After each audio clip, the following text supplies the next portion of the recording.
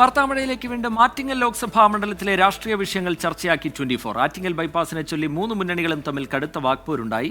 24ന്റെ ജനകീയ ചർച്ചാവേദിയായ ഇവിടെ രാഷ്ട്രീയം പറയാം ആറ്റിങ്ങലിലെ വിവിധ വിഷയങ്ങളിലെ ആരോപണ പ്രത്യാരോപണങ്ങളുടെ വേദിയായി.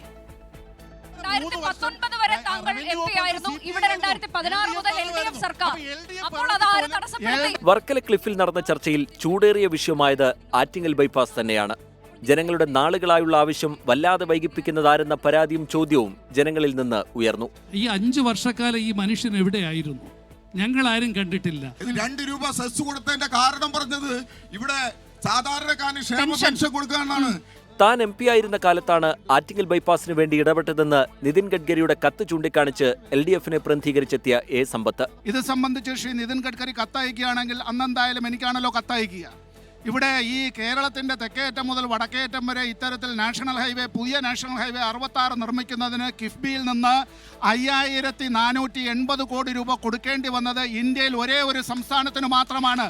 ആറ്റിങ്ങൽ ബൈപ്പാസേ ഇല്ല എന്ന് പറഞ്ഞവർ അടൂർ പ്രകാശ് MP ആയതിനു ശേഷം അത് തിരുത്തിയതിൽ സന്തോഷമെന്ന് UDFനെ പ്രതിനിധീകരിച്ചെത്തിയ KS ശബരിനാഥൻ. LDF ഭരണത്തിൽ ശ്രീ സമ്പത്തിന് 2016 മുതൽ 19 വരെ ചെയ്യാൻ കഴിയാത്ത കാര്യം ശ്രീ അടൂർ പ്രകാശ് ഇവരുടെ സർക്കാരിൽ ചെയ്തു.